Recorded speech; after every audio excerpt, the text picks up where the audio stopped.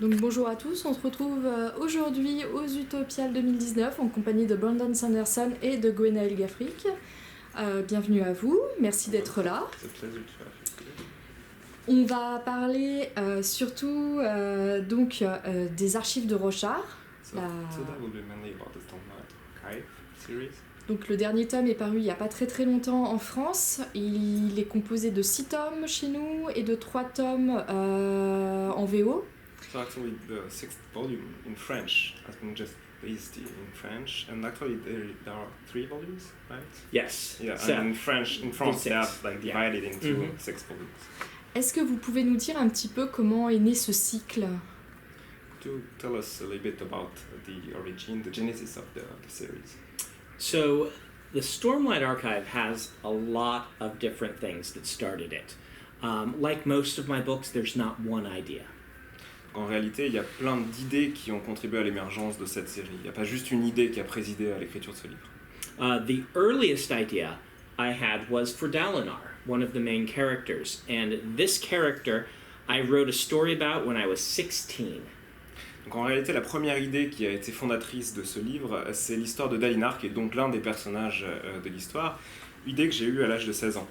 The core idea that made him was this idea of a man who was a good king, but whose nephew was a bad king, and his nephew was actually the king.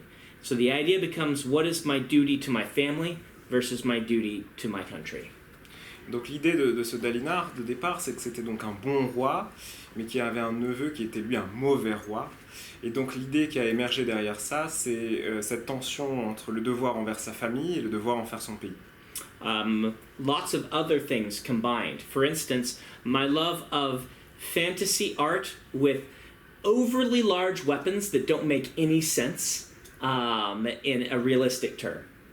Et donc il y a autre chose qui a aussi présidé à l'écriture de cette série, c'est cette combinaison un peu étrange entre l'art de la fantaisie et de ces armes surdimensionnées qu'on retrouve parfois dans les séries et qui sont presque inutilisables en termes de réalité. But I wanted to say, well, why might you need one of these ridiculously large fantasy weapons? Is there a way where I could make them realistic and actually an important and vital part of the battles on the world? And that is where Shardblades came from. Et en réalité, l'idée aussi, c'était de se demander comment est-ce qu'on allait utiliser ces armes dans une vision plus pragmatique, dans les guerres qui peuvent avoir lieu avec ces armes. Et donc ça a été aussi l'une des idées à l'origine de cette série. And the last idea that's really relevant here is the storms. The idea of a world that was buffeted by a magically powerful hurricane every few days, and how life would evolve on that planet.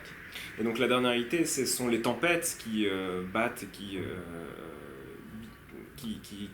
sont présentes dans ce monde-là, qui interviennent tous les quelques jours, et comment est-ce que ces tempêtes vont servir aussi le déroulement de l'histoire.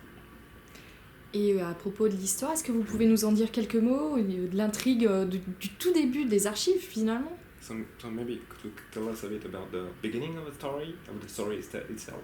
Yeah, so the core, yeah, it's a big story. In fact, I remember Robert Jordan answering this question once about the Wheel of Time. Someone asked him, and he said, well, to explain my story, it has now taken me 7 books, so that's how long it would take to explain the story.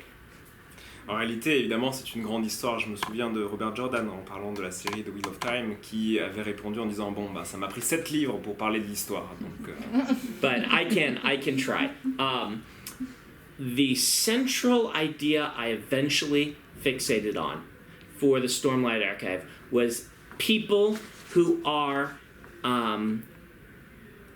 that are self-contradictory, that have 2 different parts of them that are fighting against each other. Donc finalement, l'idée centrale qui est restée pour la construction de cette série, c'est l'idée de la contradiction que peuvent avoir les personnages en eux-mêmes, la manière dont ils vont lutter contre 2 idées contraires. I think we're all like that, right? We all are contradictions in some ways. I am a very religious person, and I am also very much a secularist at the same time. My belief in science and my belief in religion often are two separate modes of my experience.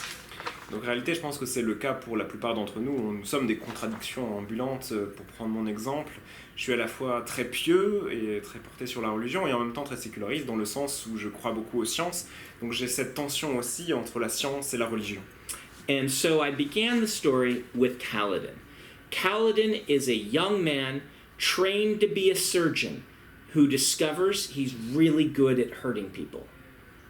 Donc en réalité, l'histoire commence avec Kaladin qui se rend compte qu'il est extrêmement...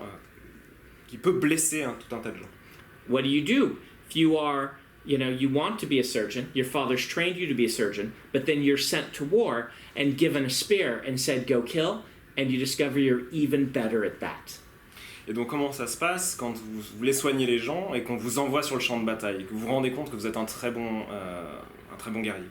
The early story of the Stormlight Archive is Kaladin's story as he goes to war and as he is beaten down by the destructive forces of war to the point that he nearly gives up, but then finds a reason to keep going in trying to protect a single small group of people.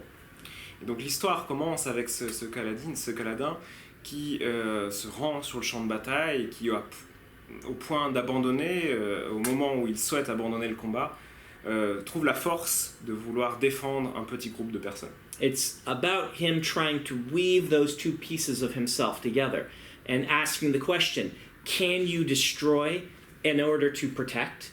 Does that work? Et donc toute la série tourne autour de cette question-là, qui est celle de Kaladin au départ. Peut-on à la fois détruire et protéger? Il ressemble un peu au personnage de Kelsier dans l'Empire Ultime. C'est The Final... It seems like Empire. another story, Yeah. Empire of... Final Empire. Final Yep. Empire, Yep. sorry. And Kelsier. Yeah. Yeah. So Kelsier has a slightly different tactic, like different idea driving him. Alors il y a pour Kelsier, ce personnage, il y a effectivement des ressemblances et en même temps c'est autre chose qui le motive. So for Kelsier, he would be the villain in almost any story that he would be about him. He is ruthless, he is destructive, and he is kind of a bad person. Donc en l'occurrence, l'histoire de ce personnage, il serait le méchant dans n'importe quelle histoire qui pourrait être écrite autour de lui. Il est à la fois brutal, sans merci, destructeur, et donc c'est en fait quelqu'un d'assez méchant. However, he lives in a society where those in charge are worse, and that pushes him to be better. Et donc en réalité, il vit dans une société où ceux qui la contrôlent sont encore pires que lui, et ça le force à être meilleur.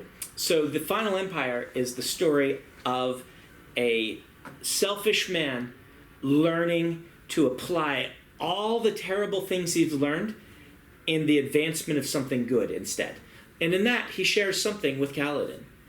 Et effectivement, dans l'Empire Ultime, on a donc l'histoire de ce personnage qui va essayer de mettre en pratique tout ce qu'il a appris de méchant et de terrible, mais au service du bien, au service du bon. Et en cela, c'est vrai qu'il ressemble un peu à Kaladin.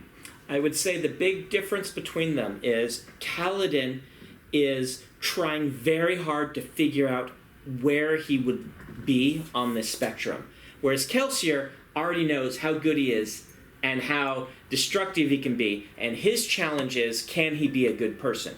Kaladin knows he can be a good person, but he doesn't know how to balance that desire to destroy with being that person.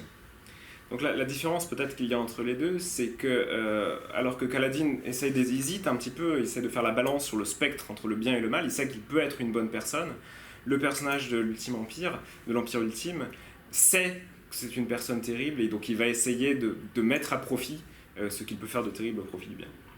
Il faut dire que quand même Kelsier, sa bonté a été annihilée, détruite auparavant, donc c'est normal. Actually, the character of Kelsier, goodness has been destroyed somewhere. So. Yes, exactly.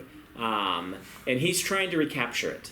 He's trying to find the good again, and to do something good with his life. But he's on that edge. Et donc effectivement, il est un peu à cette extrémité-là où effectivement sa bonté a été détruite et il essaie de la recapturer, de la récupérer, de la trouver quelque part. Et Kaladin, Dalinar et Shallan représentent-ils tous quelque chose, un pan de caractère ou de votre univers? So these three characters, Kaladin, Shallan and Dalinar, do they represent something? I mean, in terms of psychological aspect. So each of them represents a contradiction, and each of them represents someone trying to figure out how to deal with loss in a different way. Donc tous les trois représentent une certaine forme de contradiction. Et chacun d'entre eux essaye de se poser la question de ce qu'ils ont perdu et de comment faire avec la perte. Kaladin's contradiction is obviously that surgeon and soldier contradiction. Donc pour Kaladin, c'est cette tension entre faire le bien, guérir et être soldat en même temps. Dalinar's contradiction is a very different one. Dalinar represents this idea between can you escape your past? Can a terrible person who did terrible, terrible things become a source of hope? Does he have any moral high ground? Can he ever represent something more than the destruction he wrought in his past? Et pour ce qui est de Dalinar, on est dans une autre logique où il a fait des choses terribles, terribles dans son passé. Et est-ce que quelqu'un qui a fait des choses aussi terribles peut devenir bon? Et est-ce qu'on doit aller au-delà du passé destructeur qu'il a eu? He is based slightly upon some figures in the Mongol invasion of Europe, specifically Subadai, the general, but a little bit of Genghis Khan as well. And the contradiction there is they wrought in Europe massive destruction and massive loss of life, and at the same time represented bringing new ideas. And a lot of what we have now depends on the trade that destructive event caused. Dalinar represents that contradiction. Donc il y a cette contradiction chez Dalinar qu'on peut retrouver avec l'invasion mongole en Europe au XIIIe siècle, avec Genghis Khan par exemple, où à la fois on avait une destruction massive, des pertes de vie humaine, et en même temps l'apport d'idées nouvelles, de technologies nouvelles, et comment est-ce que la guerre peut aussi être apportée ce type de technologie ou de développement pour le bien. Shallan represents the careful line between truth and lie that we all kind of balance on sometimes. Pour ce qui est de Shallan, elle est davantage tiraillée par cette frontière un petit peu floue entre la vérité et le mensonge. She lives a life of lie in many ways, but those lies are there to protect her from falling apart. Et pour ce qui est de Shallan, elle vit en fait une vie de mensonge, mais ces mensonges sont là pour la protéger et l'empêcher de s'effondrer. Human beings live this kind of same lie in that we all are going to die. And most of the lies we tell ourselves in life, I say lie in a very kind of vague term, but are so we can continue to function. Because if we focused on the fact that we are all going to die, then I don't think we would be able to function. Et en réalité, nos vies, elles sont tiraillées aussi par ces mensonges qui servent en fait à nous faire oublier ou à lutter contre une réalité qui est la nôtre et qui est la nôtre à tous, le fait que nous allons mourir. Et donc ces mensonges peuvent être parfois faibles ou moins, mais ils vont nous permettre d'affronter le destin qui est la mort pour tous. And in some ways, I think that these things that begin as distractions, or that we might say are lies, represent in some ways a greater truth and circle around to it. Such as the truth that, yes, we're all going to die. And in some ways, you might nihilistically say, therefore, everything is meaningless. But you can circle around and say, the influence and effect we have on those around us is really important. And so, we are immortal through making the lives of other people better. And so, the lie in some ways is that it is meaningless, even though, if you circle back to it, we all are ephemeral, we're all gone very quickly. Donc en réalité, cette vérité qui est peut-être la plus grande de toutes, qui est cette vérité que nous allons mourir, peut nous laisser penser parfois que tous les actes et tous les mensonges que l'on va produire n'ont pas de sens ou sont insignifiants. Et en réalité, le sens qu'on va essayer de donner à nos actes, à nos mensonges, c'est comment est-ce qu'on va impacter, comment est-ce qu'on va influencer les autres. Et c'est peut-être ça, si on revient un petit peu en arrière, si on fait le tour un petit peu de la question, qui va donner sens et peut-être nous donner une certaine forme d'immortalité, alors même qu'on ne va pas vivre pendant longtemps. Ça fait une belle thématique. D'ailleurs, une question peut-être plus technique par rapport à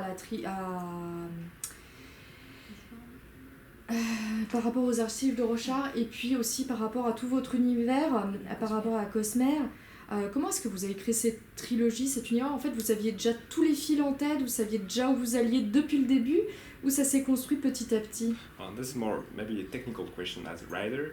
How did you create the series? Have you all the ideas in mind at the beginning of the series, or was it like step by step, book after book? Yeah, it's a little bit of each. I tend to be more of a planner. I like to organize and have a great outline before I start, and I like to do a lot of my world building up front. En réalité, il y a un petit peu des deux, mais c'est vrai que je suis plutôt quelqu'un qui planifie en avance, donc j'essaie d'avoir avant même la rédaction de la série entière une idée générale, la ligne sur laquelle je veux évoluer. But every story, while you're writing it, you will come up with things that you got wrong in your world building, or you didn't consider, or that you need, and you have to be flexible enough as a writer, particularly in the first book, to be able to fill in those holes, or to rewrite your outline to match fixing big problems. En réalité, c'est vrai qu'au fur et à mesure où on écrit, on se rend compte qu'un certain nombre de choses sont fausses ou diffèrent de l'idée de départ qu'on a eue. L'écriture va nous permettre de combler certains trous, de réinventer certaines idées, de combler effectivement certaines faiblesses de départ. Et donc les romans changent et évoluent au fur et à mesure de l'écriture. Stormlight in particular, being such a difficult series full of a lot of intricate world building, I wrote a version of it in 2002 that didn't quite get there. Donc en réalité, ça a été particulièrement le cas pour les archives de Rochard, qui a eu un processus assez complexe de construire un monde un peu intriqué. Le premier tome a été écrit en 2002 et il y a eu effectivement du chemin parcouru depuis. And I had to set that book aside for 7 years while I was doing more world building to fix my outline so that then I could approach it better a second time. Et donc j'ai dû laisser en fait la première écriture de cet univers pour construire d'autres mondes qui me permettaient justement d'aider à la recomposition de la ligne générale, du projet général d'écriture. For instance, Spren, which are a major part of the stories, which are like little spirits that represent ideas and parts of nature, were not in the first draft. Donc par exemple dans le premier manuscrit des archives de Rochard, les Spren, donc ces esprits qui représentent des idées ou des parties de la nature, des éléments de la nature, ne faisaient pas partie de ce premier manuscrit. Et maintenant, vous allez encore écrire dans l'univers de Cosmere après ça, ou pas? So will you continue to write about or inside the Cosmere universe? Yes. So Stormlight is 10 books in English, which means 20 books in France. Fortunately, that's 2 separate arcs. So book 5 in English or book 10 in France will become a very solid ending point, and then I will begin another thing in the same world with many of the same characters that takes place 10 years later. Donc, pour ce qui est des archives de Rochard, donc il y a 5 volumes en anglais, donc 10 sans doute en français. Et effectivement, au 5e volume en anglais, au 10e volume en français, on aura vraiment un point final, mais c'est aussi le point de départ d'une autre histoire qui va réutiliser les mêmes personnages, mais qui se passera 10 ans plus tard. But I also want to do more Mistborn. I want to bring Mistborn from past to present and then to future. So I want to do science fiction books in the Mistborn world where the mythology of the first books becomes the foundation of religion and the magic becomes FTL. And so I've got a lot more to do. J'ai encore plein de projets, par exemple sur la série des Fils de Brume. où je vais essayer de réutiliser cette histoire qui était au passé pour faire des histoires au présent et au futur, pour retravailler dans l'univers de cette série, en utilisant donc ce qui était la mythologie de la première série pour en faire une religion dans le futur des personnages. Ah, ça c'est une super nouvelle. A very great news. Quite happy to hear. Alors en France, vous êtes aussi connu pour avoir écrit des nouvelles et il y a aussi un roman jeunesse, Les Légions de Poussière. Est-ce que vous travaillez de la même façon, c'est-à-dire vous planifiez tout, ou alors là, vous laissez plus de liberté? In French, we also have some of your young adult books, Mhm. like The Rhythmatist. Mhm. How do you approach these different kind of writing? Is it the same approach, or? It's slightly different. Granted, you can use a lot of the same approach.